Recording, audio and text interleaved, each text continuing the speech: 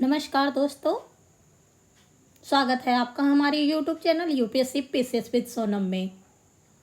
आज की वीडियो में हम सामाजिक विज्ञान, सामाजिक एवं राजनीतिक जीवन 2 क्लास 7 के पाठ्य पुस्तक के कुछ इम्पॉर्टेंट चैप्टर का अध्ययन करने जा रहे हैं। अगर आप यूपीएससी, स्टेट पीसीएस या किसी भी कॉम्पिटिटिव एग्जाम की तैयारी कर रहे हैं तो आप बिल्कुल सही जगह पर हैं, जहाँ पे हम आपको कम समय में सटीक और सही दिशा निर्देश के साथ अच्छी जानकारियां प्रदान करने का एक हमारा सार्थक प्रयास है। यह ना सिर्फ प्री के लिए इम्पोर्टेंट है बल्कि मेंस के लिए भी बहुत ही ज़्यादा इम्पोर्टेंट होता है पॉलिटी का सेगमेंट। तो चलिए शुरू करते हैं आज का हमारा ये सेशन। आज के सेशन में हम 3 चैप्टर पढ़ेंगे, जिसमें लड़के और लड़कियों के रूप में बड़ा होना, औरतों ने बदली दुनिया और इसका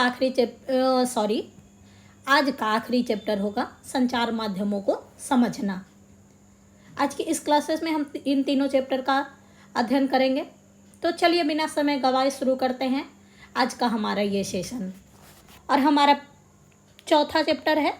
इससे पहले हमने क्लास 6 की टोटल एनसीईआरटी क्लास 6 की पॉलिटी की एनसीईआरटी कंप्लीट करवा दी है। क्लास 7 का हमने 1, 2, 3 चैप्टर कंप्लीट करवा दिया है। अगर आपने उन क्लासेस को नहीं देखा है तो कृपया कर जाकर के प्लेलिस्ट से आप उन्हें देख सकते हैं या क्विक रिवीजन के रूप में भी उनको देख सकते हैं, और नेक्स्ट क्लासेस में समझने में भी उनका एक इम्पोर्टेंट रोल है।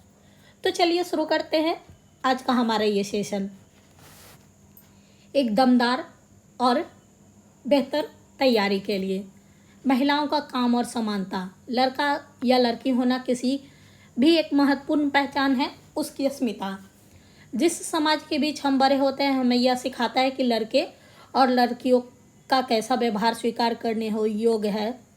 अधिकांश समाज पुरुष और स्त्रियों को अलग अलग प्रकार से महत्व देते हैं। स्त्रियां जिन भूमिकाओं का निर्वहन करती है, पुरुषों द्वारा निर्वहन की जाने वाली भूमिका और कार्य से कम महत्व दिया जाता है। वहीं सतत विकास लक्ष्य 5 में लैंगिक समानता यानी जेंडर इक्वलिटी की भी बात की गई है, और साथ ही हमारे क्लास 7 के पॉलिटी में इसी को ध्यान में रखते हुए संकलित किया गया। 1920 में सोमाओ द्वीप में बच्चों का बड़ा होना। सोमाओ द्वीप प्रशांत महासागर के दक्षिण में स्थित छोटे छोटे द्वीप समूह का ही एक भाग है। सामाओन समाज में के बच्चे 1920 के दशक में स्कूल नहीं जाते थे। ये बड़े बच्चे और वयस्क से बहुत सी बातें सीखते थे, जैसे छोटे बच्चों की देखभाल और घर का काम कैसे करना आदि। द्वीपों पर मछली पकड़ना महत्वपूर्ण कार्य था, इसलिए किशोर मछली पकड़ने के लिए सुदूर यात्रा पर जाना सीखते थे। लेकिन ये बातें वे अपने बचपन के अलग अलग समय पर सीखते थे। छोटे बच्चे जैसे ही चलना शुरू करते, उनकी माताएं या बड़े लोग उनकी देखभाल करना बंद कर देते थे। यह जिम्मेदारी बड़े बच्चों पर आ जाती थी, जो प्रायः स्वयं भी 5 वर्ष के आसपास की उम्र के होते थे। आज भी हमारे समाज में कहीं ना कहीं ये तस्वीरें देखने को मिलती हैं। लड़के और लड़कियां दोनों अपने छोटे भाई बहन की देखभाल करते थे। जब कोई लड़का 9 वर्ष का हो जाता, वह बड़े लड़कों के समूह में सम्मिलित हो जाता और बाहर के काम सीखता था, जैसे मछली पकड़ना, नारियल के पेड़ लगाना। लड़कियां जब तक 14 साल की नहीं हो जाती थी, छोटे बच्चों की देखभाल और बड़े लोगों के छोटे मोटे कार्य करती रहती थी। लेकिन एक बार जब वे 13-14 वर्ष की हो जाती तो वे अधिक स्वतंत्र होती थी। 14 वर्ष की उम्र के बाद वे मछली पकड़ने जाती थी, बागानों में काम करती थी, डालियाँ बुनना सीखती थी। खाना पकाने का काम अलग से बनाए गए रसोई घरों में ही होता था, जहाँ लड़कों को ही अधिकांश काम करना होता था और लड़कियाँ उनकी मदद करती थी। तो ये था सोमाओ का रहन सहन। नेक्स्ट है 1960 के दशक में मध्य प्रदेश में पुरुषों में बड़ा होना पुरुषों के रूप में। कक्षा 6 आने के बाद लड़के और लड़कियां अलग अलग स्कूल में जाते थे। लड़कियों के स्कूल लड़के के स्कूल से बिल्कुल अलग ढंग से बनाए जाते थे। उनके स्कूल के बीच में एक आंगन होता था जहां वे बाहरी दुनिया से बिल्कुल अलग रहकर स्कूल की सुरक्षा में खेलती थी। लड़कों को स्कूल में ऐसा कोई आंगन नहीं होता था, बल्कि उनके खेलने का मैदान बस एक बड़ा सा खुला स्थान था जो स्कूल से लगा हुआ था। समाज लड़के और लड़कियों में स्पष्ट अंतर करता है। यह बहुत कम आयु से शुरू होती हैं। लड़कों को प्रायः खेलने के लिए कारें दी जाती। लड़कियों को गुड़िया खेलने में बड़े आनंददायक हो सकते हैं। फिर भी लड़कियों को गुड़िया और लड़कों को कारें ही क्यों दी जाती थी? खिलौने बच्चों को यह बताने का माध्यम बनते हैं कि जब वे बड़े होकर ये स्त्री या पुरुष बनेंगे तो उनका भविष्य अलग अलग होगा। अधिकांश समाज में, जिनमें हमारा समाज भी सम्मिलित है, स्त्री और पुरुषों की भूमिका और उनके कामकाज के महत्व को समान नहीं समझा जाता है। इस पुरुष और स्त्रियों की हैसियत एक जैसी नहीं होती है। ये असमानता आज भी हमारे समाज में विद्यमान है। घरेलू काम का मूल। सारी दुनिया में घर के काम की मुख्य जिम्मेदारी स्त्रियों पर ही होती है, जैसे देखभाल कार्य, परिवार का ध्यान रखना, विशेषकर बच्चे, बुजुर्ग और बीमारों का। घर के अंदर किए जाने वाले कार्य को महत्वपूर्ण नहीं समझा जाता था। मान लिया जाता था कि ये तो स्त्रियों के स्वाभाविक कार्य हैं, इसलिए इसके लिए पैसे देने की कोई ज़रूरत नहीं है। और समाज में इन कार्यों का तब भी महत्व नहीं था और आज भी इनका कोई महत्व नहीं है। घर पर कार्य करने वालों का जीवन बहुत से घरों में, विशेषकर शहरों और नगरों में, लोगों को घरेलू काम के लिए लगा दिया जाता है। ये बहुत काम करते, झाड़ू लगाना, सफाई करना, कपड़ा बर्तन धोना, खाना पकाना, छोटे और बच्चे बुजुर्गों की देखभाल करना आदि। और घर का काम करने वाली अधिकांश स्त्रियां होती हैं। कभी कभी इन कार्यों को करने के लिए छोटे लड़के या लड़कियों को काम पर रख लिया जाता है। घरेलू काम का अधिक महत्व नहीं है, इसलिए उन्हें मजदूरी भी कम दी जाती हैं। घरेलू काम करने वाले का दिन सुबह 5 बजे से शुरू होकर देर रात 12 बजे तक चलता है। जो जी तोड़ मेहनत के बावजूद प्रायः उन्हें नौकरी पर रखने वाले उनसे सम्मानजनक व्यवहार नहीं करते हैं। नेक्स्ट है चैप्टर 5, औरतों ने बदली दुनिया। कम अवसर और कठोर अपेक्षाएं। महिलाओं को कम अवसर दिया जाता है और उनसे कठोर अपेक्षाएं भी रखी जाती हैं। कक्षा के अधिकांश बच्चों ने नर्स के लिए महिलाओं और पायलट के लिए पुरुषों के चित्र बनाए। उन्हें लगता है कि घर के बाहर भी महिलाएं कुछ खास तरह के काम ही अच्छी तरह से कर सकती हैं।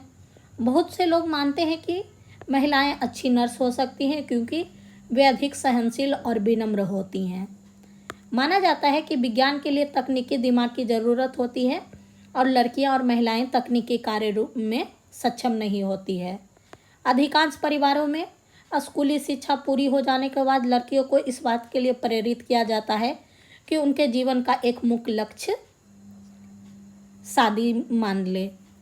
हम ऐसे समाज में रह रहे हैं जहां सभी बच्चों को अपने चारों ओर की दुनिया के दबाव का सामना करना पड़ता है। कभी यह दबाव बड़े की अपेक्षाओं के रूप में होता है तो कभी हमारे अपने मित्रों की गलती तरीके से चिढ़ने के कारण पैदा हो जाते हैं। लड़कों पर नौकरी प्राप्त करने के लिए दबाव होता है जिनमें उन्हें अधिक वेतन मिले। और इसी चैप्टर पे बेस हो करके यूपीएससी ने 2 साल पहले एक क्वेश्चन भी पूछा था कि लड़के उपेक्षाओं के बोझ के तले दबे होते हैं। रूढ़ियों को तोड़ना। झारखंड की एक गरीब आदिवासी परिवार 27 वर्ष की महिला लक्ष्मी लकारा उत्तरी रेलवे की पहली महिला इंजन चालक बनी। लक्ष्मी के माता पढ़े लिखे नहीं हैं और लक्ष्मी की शिक्षा सरकारी स्कूल में हुई। पर स्कूल में पढ़ने के साथ ही लक्ष्मी घर के काम और अन्य जिम्मेदारियों में भी हाथ बटाती रही। उसने मन लगाकर मेहनत से पढ़ाई की और स्कूल पूरा करके इलेक्ट्रॉनिक्स में डिप्लोमा अर्जित किया और वह रेलवे बोर्ड की परीक्षा में बैठी और पहली ही कोशिश में उत्तीर्ण हो गई। लक्ष्मी कहती है, मुझे चुनौतियों से खेलना पसंद है और जैसे ही कोई कहता है फला काम लड़कियों के लिए नहीं है, मैं उसे करके रहती हूँ। लक्ष्मी के जीवन में ऐसे अनेक अवसर आए जब वह इलेक्ट्रॉनिक्स करना चाहती थी। जब उसने पॉलिटेक्निक में मोटरसाइकिल चलाई और जब उसने तय किया कि वह इंजन ड्राइवर बनेगी। परिवर्तन के लिए सीख। अतीत में अधिकांश बच्चे वही काम सीखते हैं जो उनके परिवार में होता था या उनके बुजुर्ग करते थे। लड़कियों की स्थिति और भी खराब थी। लड़कियों को अक्षर तक सीखने की अनुमति नहीं थी। 19वीं शताब्दी में विद्यालय अधिक प्रचलन में आए और वे समाज जिन्होंने स्वयं कभी पढ़ना लिखना नहीं सीखा था, अपने बच्चों को स्कूल भेजने लगे। तब भी लड़कियों की शिक्षा को लेकर बहुत विरोध हुआ। इसके बावजूद बहुत सी स्त्रियां और पुरुषों ने बालकों के लिए स्कूल खोलने का प्रयत्न किया। स्त्रियों ने पढ़ना लिखना सीखने के लिए भी संघर्ष किया और इसी संघर्ष की 2 गाथाएं हैं। एक है रास सुंदरी देवी। रास सुंदरी देवी 200 वर्ष पूर्व पश्चिम बंगाल में पैदा हुई और 60 वर्ष की अवस्था में उन्होंने बांग्ला भाषा में अपनी आत्मकथा अमार जीवन लिखा। अमार जीवन किसी भारतीय महिला द्वारा लिखित पहली आत्मकथा है। रास सुंदरी देवी एक धनवान जमींदार की गृहिणी थी। उस समय लोगों का विश्वास था कि यदि लड़की पढ़ती लिखती है तो वह पति के लिए दुर्भाग्य लाती है और विधवा हो जाती हैं। इसके बावजूद उन्होंने अपनी शादी के बाद बहुत समय बाद स्वयं छुप छुप कर लिखना पढ़ना सीखा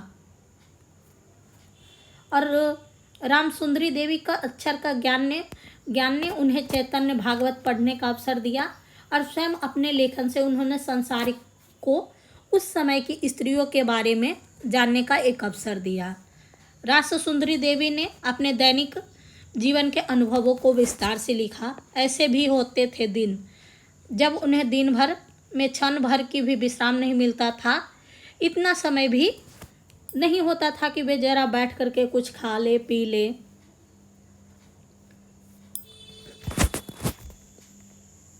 नेक्स्ट हमारी दूसरी प्रेरणादायक हैं पंडित रमाबाई।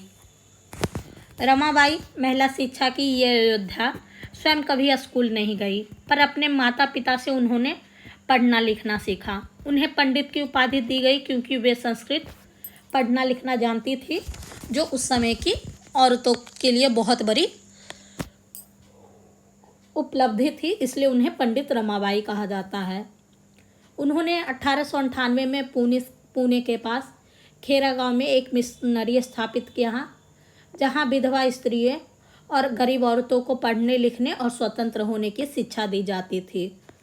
उन्होंने लकड़ी से चीज़ें बनाने, छाप खाना चलाने जैसी कुशलता भी सिखाई जाती थी, जो वर्तमान में भी लड़कियों को कम ही सिखाई जाती है। रमाबाई का मिशन आज भी सक्रिय है और इस काम में उनकी सबसे अग्रणी भूमिका और सबसे सहायक के रूप में इनका सपोर्ट किया था इनके हस्बैंड ने भी। और इन पर एक मूवी भी आई हुई है, आप चाहें तो उस मूवी को देख करके बहुत कुछ सीख सकते हैं। तो मैं रिकमेंड करूँगी कि आप जा करके एक बार देखें ज़रूर जब भी टाइम मिले। नेक्स्ट है रुकैया सखावत हुसैन और लेडी लैंड का उनका सपना। रुकैया सखावत हुसैन एक धनी परिवार में पैदा हुई जिनके पास बहुत ज़मीनें थीं।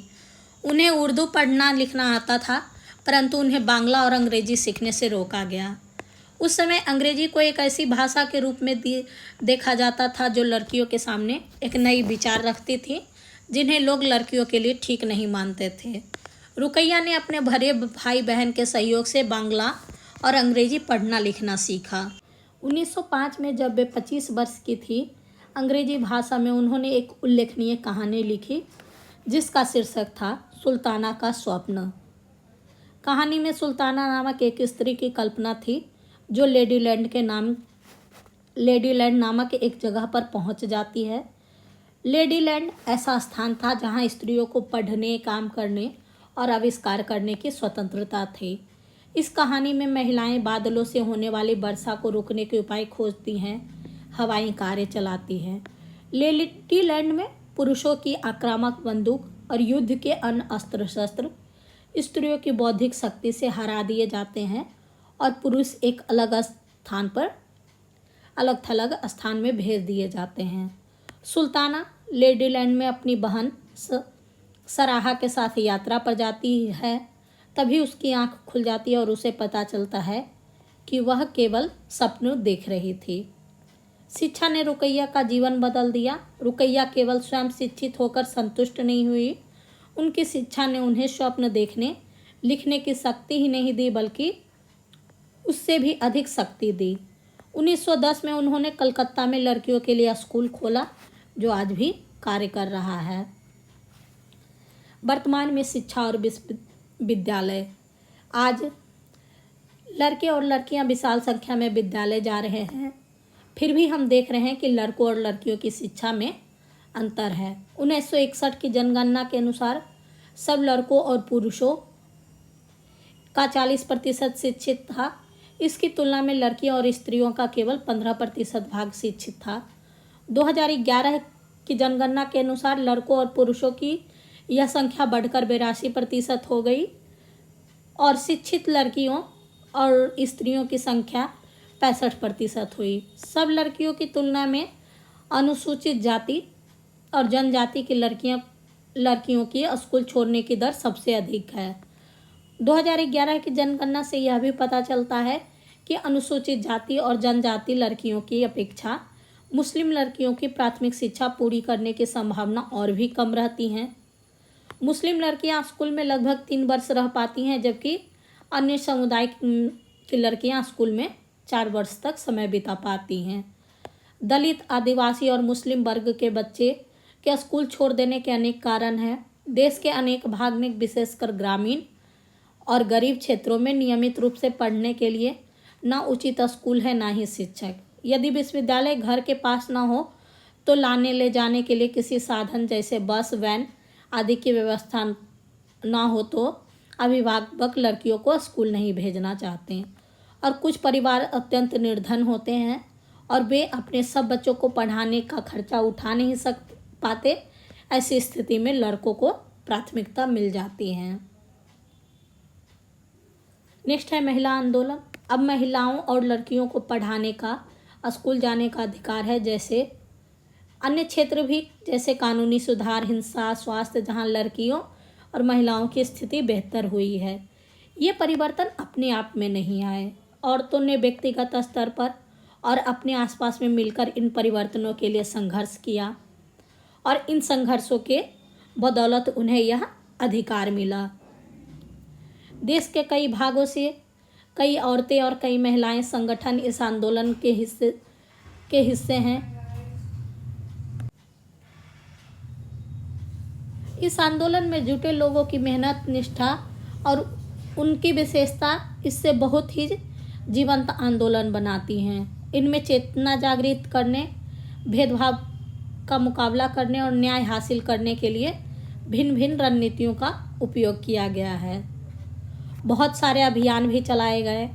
भेदभाव और हिंसा के विरुद्ध में अभियान चलाना महिला आंदोलन का एक मुख्य हिस्सा था और अभियानों के फलस्वरूप नए कानून भी बने। 2006 में एक कानून बना जिससे घर के अंदर शारीरिक और मानसिक हिंसा को भोग रही औरतों को कानूनी सुरक्षा दी जा सके। 1997 में सर्वोच्च न्यायालय ने कार्य के स्थान पर और शैक्षणिक संस्थानों में महिलाओं के साथ होने वाली यौन प्रताड़ना से उन्हें सुरक्षा प्रदान करने का भी निर्देश जारी किया। 1980 के दशक में देश भर में महिला संगठनों ने दहेज हत्या के खिलाफ आवाज़ उठाई। नवविवाहित युवतियों को उनके पति और ससुराल के लोगों द्वारा दहेज के लालच में मौत का घाट उतार दिया जाता था और महिला संगठन इस बात की कड़ी आलोचना की कि कानून अपराधियों का कुछ नहीं कर पाती हैं और इन्हीं सभी मांगों को लेकर के दहेज हत्या कानून भी आया। बंधुत्व व्यक्त करना। 8 मार्च को अंतर्राष्ट्रीय महिला दिवस को दुनिया भर की औरतें अपने संघ को ताज़ा करने और जश्न मनाने के लिए इकट्ठा होती हैं।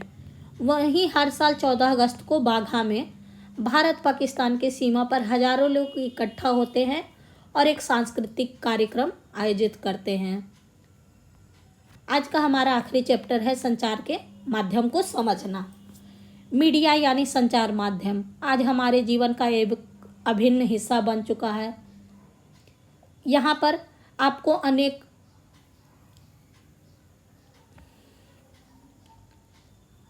इसके विभिन्न पहलुओं के बारे में विस्तार से बताया जाएगा।